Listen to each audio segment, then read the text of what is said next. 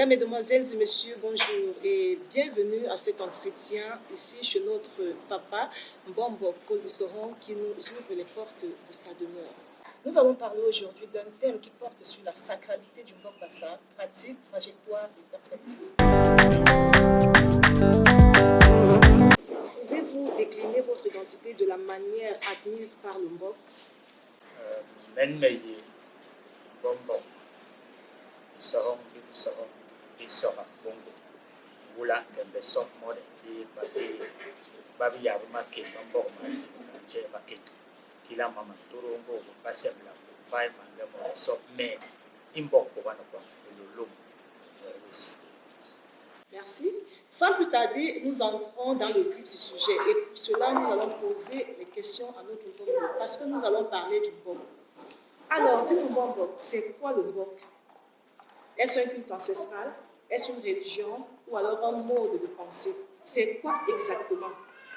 Vu que le peuple de nos jours est en confusion avec la pratique du Mbok, pouvez-vous nous dire c'est quoi réellement le Mbok? Je te remercie, ma fille, pour cette question. Comme tu as dit, culte ancestral, religion, mode de pensée. Le Mbok, c'est tout ça. Mais plus simplement, le Mbok, c'est le lien du peuple Bassa avec le Lolo. Ce nom propre est unique en Bassa et il désigne l'Éternel, le Dieu créateur. Dès lors, il est vain d'entreprendre une définition par rapport à son contenu, parce que non seulement il englobe la vie du peuple Bassa dans ses dimensions physiques et spirituelles, mais aussi il fait appel à un code et à une logique perceptionnelle particulière que seule l'initiation permet de maîtriser. Toute approche profane est sans issue et perd son auteur qui, enfermé dans les seules références occidentales de l'organisation de la pensée, est rapide à conclure à l'absurde chaque fois que le sujet échappe à ces références. Et je vais me résumer en disant que le Mbok, c'est le pouvoir traditionnel Bassa, et le mode d'organisation de la société, tout ça transmis par la parole.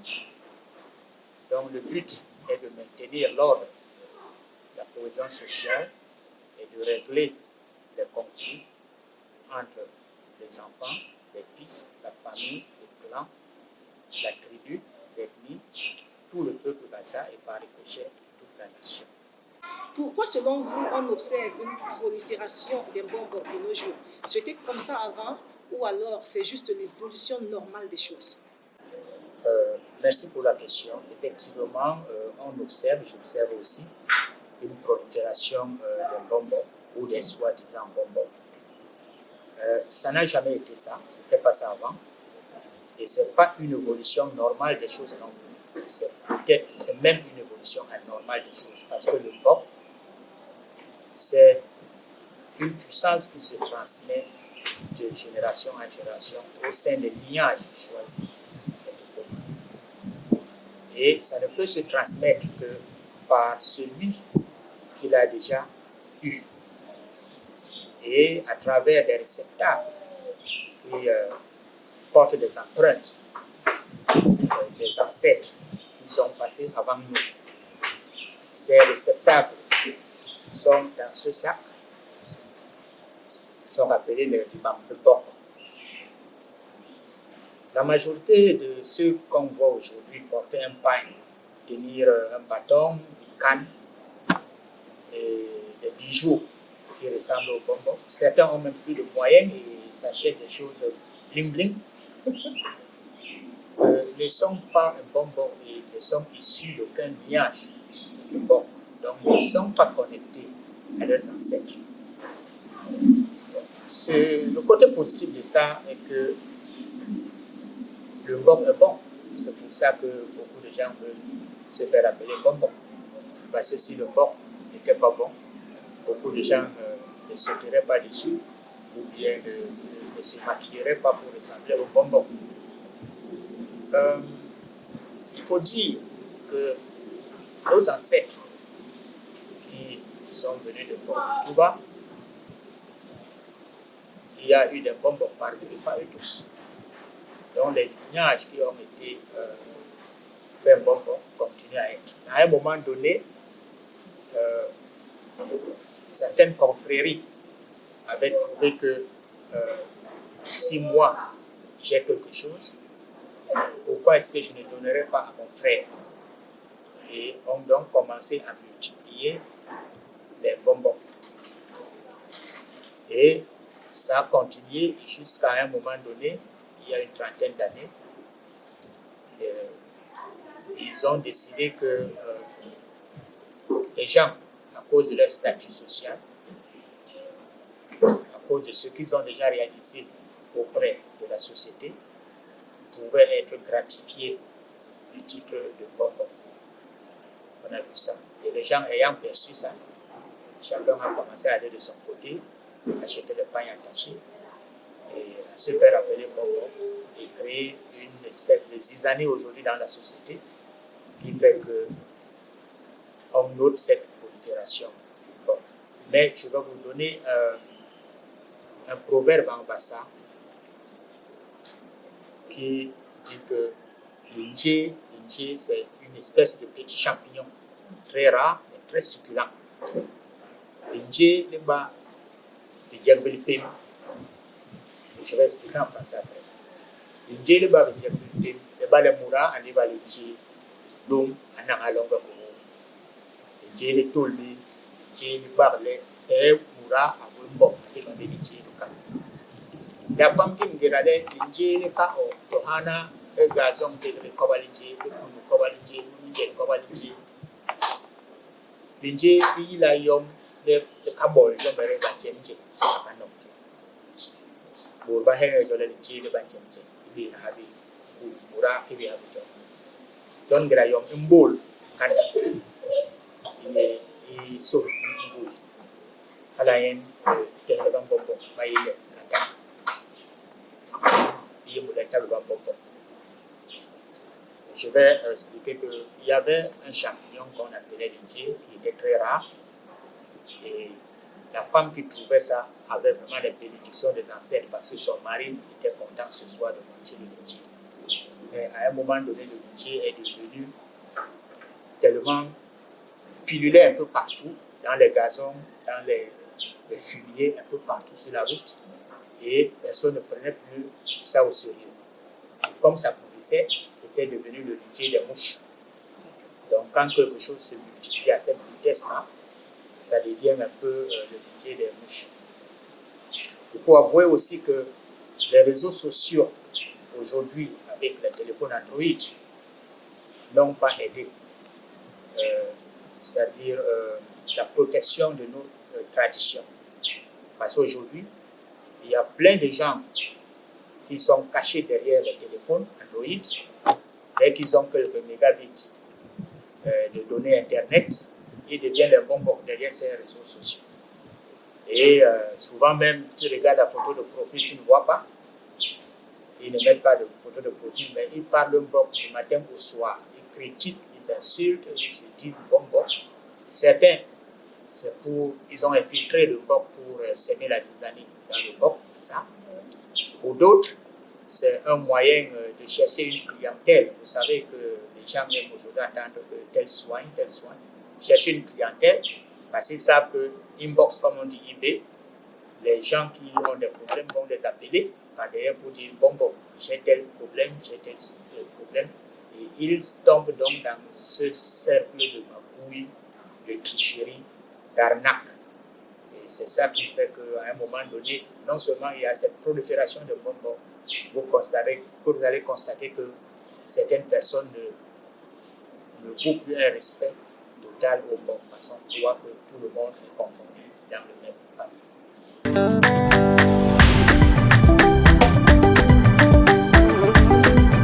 Dites-nous, Bonbon, combien de confréries du Mbok existent-ils et leur délimitation territoriale et bien sûr le rôle de chacune? Très bonne question. Il faudrait que je précise d'abord que confrérie du Mbok ne veut pas dire Mbok. Le Mbok reste unique pour tout le monde. Le Mbok, c'est comme une grande maison familiale qui a plusieurs portes d'entrée. C'est-à-dire les gens qui sont derrière peuvent entrer par derrière, d'autres peuvent entrer de côté, d'autres peuvent entrer par le devant. Et on se retrouve tous au salon, et c'est ça le Mbok. Donc les confréries, c'est la porte d'accès au Mbok. Et tout ça dépend des positions géographiques des uns et des autres. Vous savez, le peuple Bassa est vaste, est éparpillé et vit dans des environnements qui sont totalement différents. Il y a des gens qui sont un peu sur la savane, il y a des gens qui sont sur les eaux, il y a des gens qui sont dans la forêt. Donc chacun en fonction de son environnement, là où il vit, fait le Mbok avec les moyens dont il dispose. C'est ça, en fait, les confréries. Mais le rôle de toutes les confréries de Mbok, c'est de faire le Mbok qui est, comme j'ai dit, un pouvoir ancestral et une organisation de la société dont le but est de maintenir l'ordre, d'assurer la paix sociale et aussi de résoudre des conflits qui peuvent se créer entre les gens, entre les familles, entre les peuples. C'est ça le principe, c'est-à-dire l'objectif principal du Mbok. Maintenant, les confréries, et je vais prendre un exemple peut-être qui va choquer certaines personnes, mais pour aller un peu terre à terre, on a des religions qui nous entourent. Il y a le christianisme.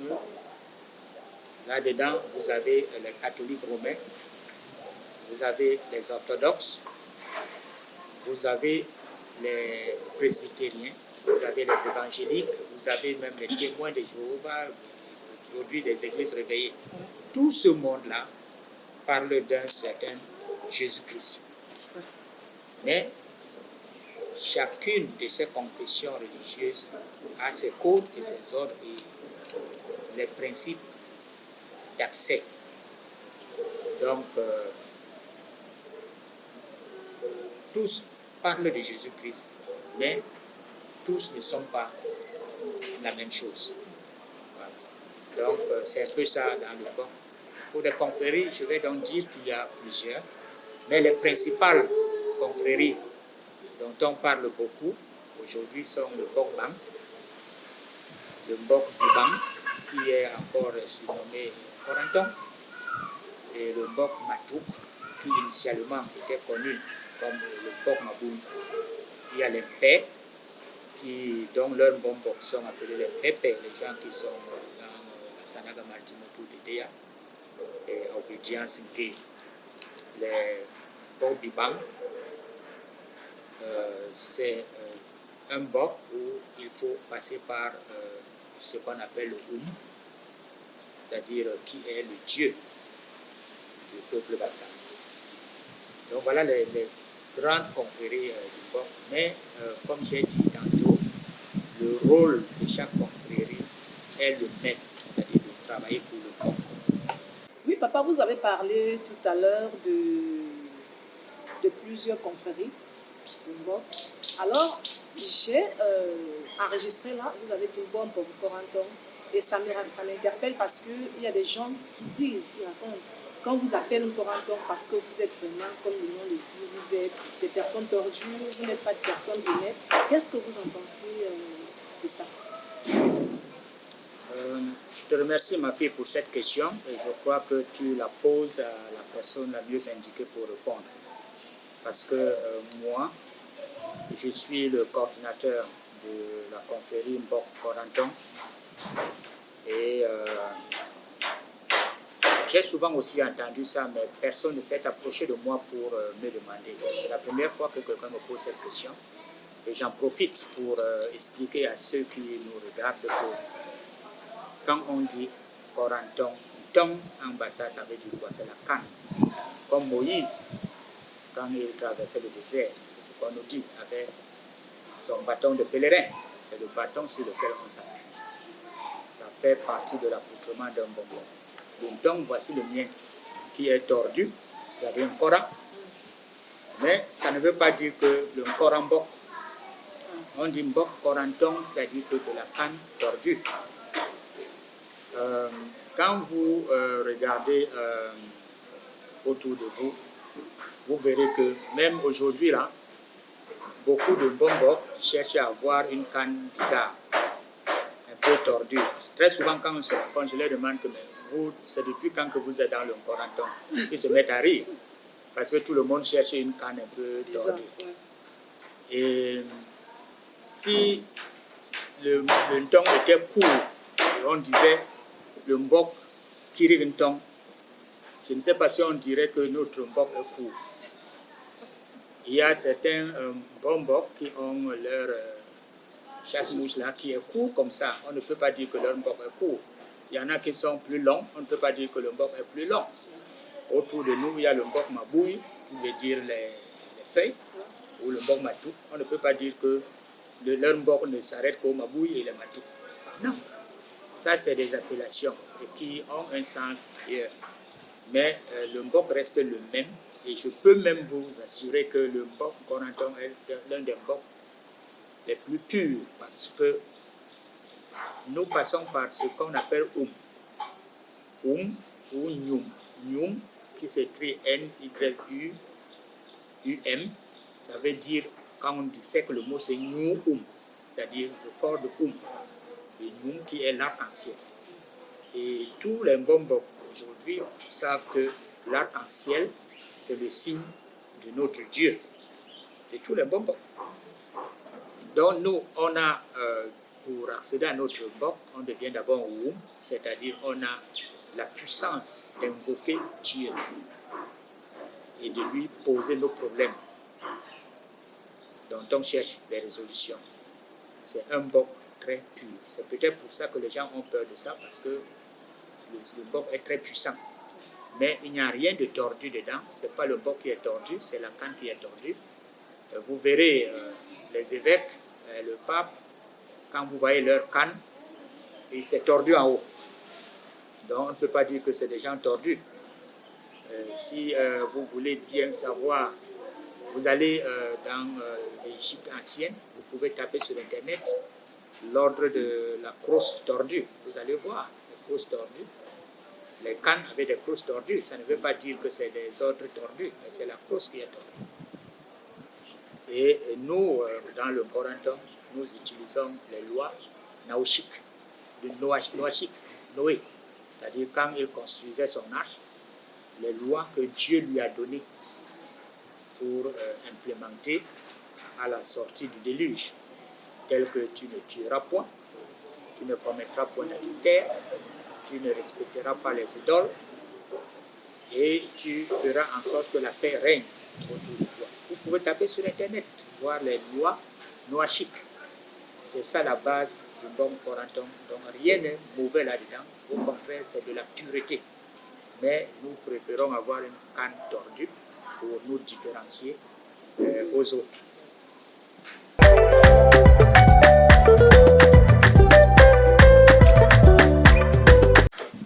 À votre avis, Mbombo, pourquoi vous, les Mbombo, vous n'êtes plus respectés? J'aimerais poser la question à savoir, c'était comme ça avant ou alors c'est juste l'évolution normale des choses? Ce n'était pas comme ça avant. Le Mbombo avait du respect, était respecté. Mais aujourd'hui, avec la prolifération des Mbombo, et chacun qui y vient avec un but bien précis dans sa tête, et d'autres qui ne sont pas Mbombo, qui sont devenus des Mbombo dans les réseaux sociaux pour arnaquer des gens, ça fait que quand quelqu'un tombe dans le coup d'un arc de quelqu'un qui n'est pas Mbombo, qui lui a fait du phishing, comme on dit, dans les réseaux sociaux pour un traitement quelconque qu'il ne voit pas de guérison, on commence à manquer de respect au Mbombo. Mais le Mbombo pur, consacré, qui est en liaison avec ses ancêtres à travers les réceptacles qui portent les empreintes des ancêtres reste un Mbombok pur. Déjà, le Mbombok n'est pas un médecin traditionnel. Le Mbombok n'est pas un soignant. Le Mbombok n'est pas un magicien. Le Mbombok n'est pas un prestidigitateur. Et tous ceux qui font ça, je vous informe, et ceux qui nous écoutent, de les écarter, ce ne sont pas des Mbombok. Il y a des gens qui soignent, il y a la médecine, la pharmacopée africaine, des gens qui soignent sans être un Mbombok. Il y a des gens qui font des prestidigitations, qui avalent les lames qui sortent de l'argent par la bouche, qui ne sont pas Mbombok. Les gens qui font ces choses-là ne sont pas Mbombok et ne devraient pas venir gâter le nom du Mbok et faire en sorte que le Mbok perde du respect. Des échauffourées ont été observées ces derniers temps sur le rôle du Mbombok dans la société. Pouvez-vous nous dire si dans le précepte de la pratique du Mbok, il existe des interdits formels comme la politique? Est-ce que le Mbombok devrait, ou alors est-ce que le Mbombok est habilité à faire de la politique? Merci pour la question, mais je la prends globalement parce que vous avez commencé par parler des interdits. Il y a des interdits dans le Mbok, tels que tu ne tueras pas. Le Mbombok n'est pas censé tuer. Le Mbombok est là pour maintenir la paix, l'harmonie entre les gens et le peuple, prier pour le bien-être de son peuple, de son clan, de sa famille. Et politiquement parlant, je ne dirais pas qu'il y a quelque chose qui interdit à un Mbombok de faire de la politique, parce que le Mbombok vit dans un environnement politisé. Le Mbombok, c'est un citoyen comme toi et moi. Le Mbombok a des enfants qui vont à l'école. Le Mbombok a peut-être une voiture qui circule sur les mêmes routes que toi et moi. Le Mbombok va dans les mêmes hôpitaux que toi et moi. Le Mbombok rencontre ou fait face à tout ce qui est dans notre environnement quotidien. Et cet environnement quotidien est souvent impacté par la politique. Donc le Mbombok, obligatoirement, se retrouve dans un milieu politique. Et il y a un adage qui dit que si tu ne fais pas la politique te fait. Donc, le Mbombok citoyen lambda, comme tout le monde, a droit à payer ses impôts, a droit à avoir sa carte d'électeur, comme tout le monde, pour faire son devoir civique au moment des élections. Et qui dit élection, ça veut dire entrer dans l'urne et choisir. Donc, si le Mbombok choisit, ça veut dire qu'il fait la politique. Je n'ai jamais appris qu'on a interdit au Mbombok de choisir. Et tous ceux qui sont Mbombok, je crois que comme nous venons d'une période électorale, ont fait leur choix s'ils ont eu la possibilité d'avoir leur carte d'électeur. Donc, le Mbombok n'a pas une interdiction de faire la politique. Il a d'autres interdits, tels que tuer, tels que mentir, tels que commettre l'adultère, qui le rendent impur et qui font en sorte que s'il tombe dans le coup de ces péchés-là, comme on peut les appeler, il n'est pas pur, sa parole n'est plus pure, sa parole n'est plus puissante pour bénir. Mais politiquement, le Mbombok le fait. Et on a des cas qu'on peut citer. Notre guide, le feu, père son âme, Mayima Matik Théodore, qui fut un des leaders principaux du Mbok Corenton, a été un très grand politicien. Déjà dans le maquis de l'UPC, c'était la politique. Et puis, il est reconverti à l'UC, l'UNC, RDPC. Il a été vice-président de l'Assemblée nationale du Cameroun pendant plus de 3 décennies, je crois pendant 33 ans, étant Mbombok, étant en même temps chef traditionnel au premier degré. Et il n'a jamais failli à son rôle de Mbombok de rassembler le peuple Bassa. Il a été respecté par toutes les confréries du Mbok, par toutes les populations Bassa du Cameroun. Donc, il n'y a rien qui empêche un Mbombok de faire la politique. Il n'y a pas d'interdit. Moi, je n'en connais pas. Aujourd'hui, par exemple, nous avons des Mbombok qui sont des maires des partis politiques. reconnus au Cameroun, qui sont des maires et qui travaillent très bien et qui sont aussi des bombeurs très respectés. Donc, il n'y a pas un interdit à un bombeur de faire de la politique. D'autres interdits, comme je vous ai dit, tantôt. Vous venez de parler du Mbombok qui tombe dans les interdits, qui n'a plus la parole, qui vaut. Est-ce qu'il y a une façon, est-ce qu'il y a une manière de purifier ou alors de purifier ce Mbombok pour que sa parole revienne toujours comme le Mbombok qu'il a été au début? Oui. Ce Mbombok qui n'avait pas encore commis, je ne sais pas, de faute. Effectivement, quand un Mbombok lui-même constate, ou bien ses confrères constatent que quand il parle, on ne voit pas de résultats, que ces choses ne marchent pas, ça veut dire qu'il y a quelque chose, il a de l'impureté sur lui, il y a une façon de laver ces impuretés et pour qu'il redevienne propre et pur et puis continuer à faire son travail. Lui-même peut le faire déjà au niveau des travaux de ses ancêtres, demander pardon, purifier, donner à manger, se laver et faire d'autres rituels pour se purifier. Mais les autres Mbombok aussi peuvent le purifier.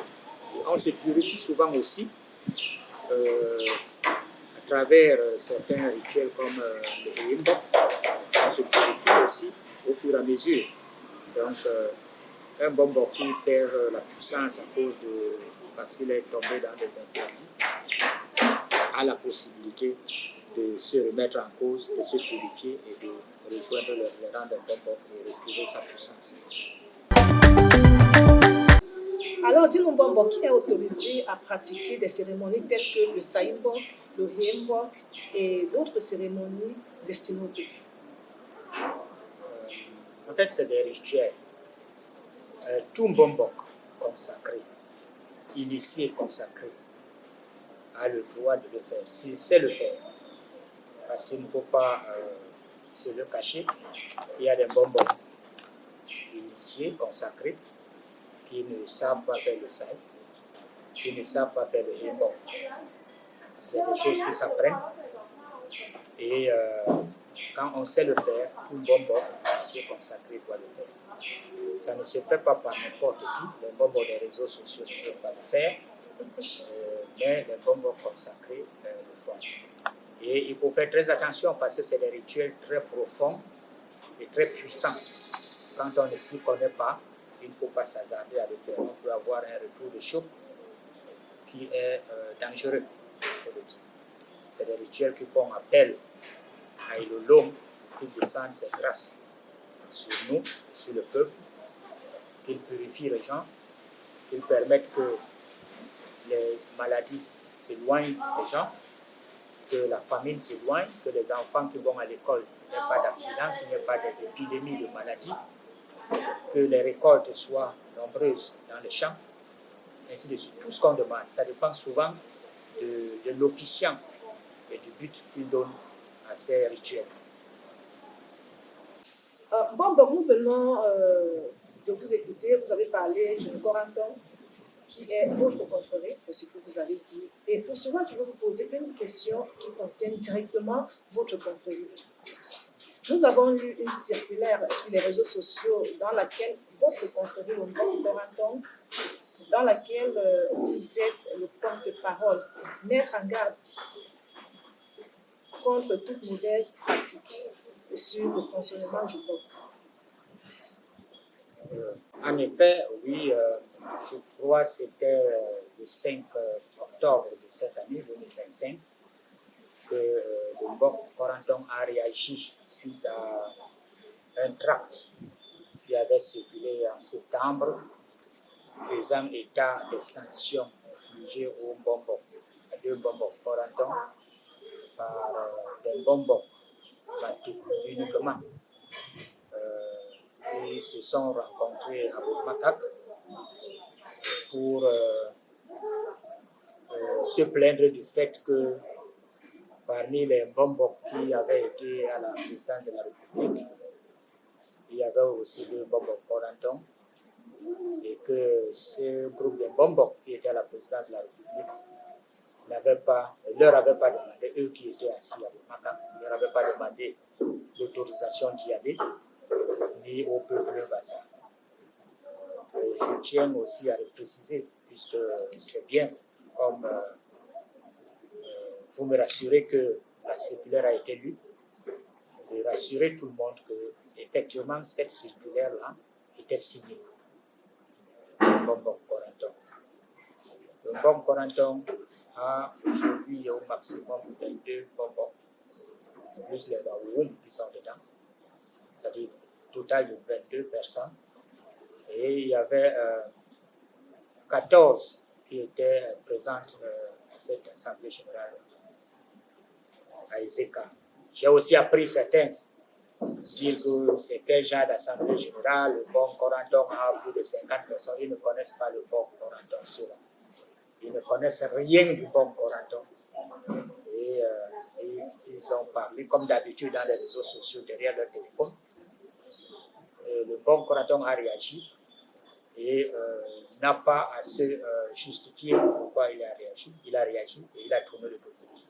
Que tous ceux qui prennent ça à la légère continuent à le faire, mais qu'ils sachent que nous avons le pouvoir de sévir. Malheureusement, nous ne sommes pas là pour sévir. Nous laissons la nature elle-même se résoudre ces problèmes. Le bon Corenton a donc réagi pour dire qu'il n'y a pas d'organisation supra-famille pour sanctionner un bonbon. Parce qu'un bonbon est d'abord un bonbon de sa famille, choisi par sa famille depuis sa naissance. C'est-à-dire révélé par les ancêtres à travers des songes pour dire que c'est elle qui doit être un bonbon dans cette famille, pour réveiller les reliques qui portent les empreintes des ascendants qui ont disparu bien avant, et qui sont transmis, ces reliques, aux nouveaux bonbons choisis par la famille. Maintenant, aller s'asseoir quelque part, alors qu'on ne sait même pas comment on consacre un bonbon Corenton, toi qui n'es pas de la confrérie bon Corenton, dire que tu l'as sanctionné, c'est un abus et c'est de la rigolade à la limite. Parce que on est tous bonbons, mais il y a des codes, il y a des fonctionnements que chaque confrérie a et on ne peut pas empiéter dans la famille de quelqu'un sans passer par les responsables de cette famille. C'est pour ça qu'on a dit que ces sanctions étaient nulles et sans objet, que c'était juste vraiment du vent, c'était du buzz, parce que ces gens-là, par nostalgie peut-être de n'avoir pas été invités à la présidence, et étant donné qu'ils ont des clients même qui sont des ministres qui les soignent, c'est sûr que ces clients-là leur ont demandé que mais on a vu des bonbons à la présidence, mais pas vous. Ils ont donc voulu montrer à ces clients-là qu'eux, ils ont le pouvoir de sanctionner. Et ils se sont assis là-bas pour commencer à dire qu'ils ont sanctionné. Mais c'est nul et sans effet, je le répète, moi comme observateur. Donc, je vais continuer à dire que pour sanctionner un bonbon, je n'ai pas dit qu'on ne sanctionne pas un bonbon. Pour sanctionner un bonbon, si on l'a vu, on croit qu'il a fait quelque chose qui est contre l'éthique du bonbon, si c'est quelqu'un d'une autre confrérie, il saisit la confrérie de ce bonbon. Et quand la confrérie est saisie, parce que nous sommes organisés, la confrérie, à son tour, saisit le clan de ce bonbon. Parce que la confrérie, c'est composé des clans. Et c'est le clan de ce bonbon-là qui doit les juger. On doit d'abord lui notifier la plainte, ce pourquoi il est reproché. Et puis on doit les juger. Toute entrave à la défense vaut l'annulation de la sanction, quelle que soit. Donc, si un bonbon n'a pas, un clan n'a pas reçu de plainte, un clan n'a pas jugé de son membre, on ne peut pas comprendre pourquoi quelqu'un d'autre qui ne connaît même pas le clan de celui qu'il sanctionne va aller le sanctionner. Prenons un exemple, c'est comme vous avez autour de vous, ou nous avons autour de nous, des religions, des professions religieuses. On a la religion chrétienne, qui a les catholiques romains, les orthodoxes, l'église presbytérienne, les adventistes, l'évangélique, les témoins de Jéhovah et même les nouvelles églises, l'Assemblée de Dieu. Toutes ces religions-là parlent de Jésus-Christ, qui est leur Père, qui est leur Sauveur. Mais est-ce que vous avez entendu un jour que les prêtres se sont assis quelque part pour sanctionner un prêtre, un pasteur, ou vice-versa, que les pasteurs se sont assis quelque part pour sanctionner un prêtre romain? Ça ne se fait pas. On ne sait pas comment ils sont organisés là-bas. On ne sait pas. Si un pasteur constate qu'un prêtre a fait quelque chose qu'il trouve anormal, il doit le reporter chez les autres prêtres. Et c'est à eux de prendre l'affaire en main, de juger celui qui est incriminé et de prendre des sanctions.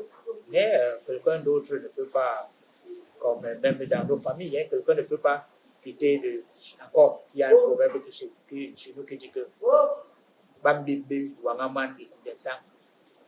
on ne tape pas l'enfant d'autrui sans l'autorisation de son père. Ça veut dire que même si l'enfant de ton voisin est venu te casser un plat dans ta cuisine, tu le suis, tu arrives devant son père, tu ne te mets pas à le taper.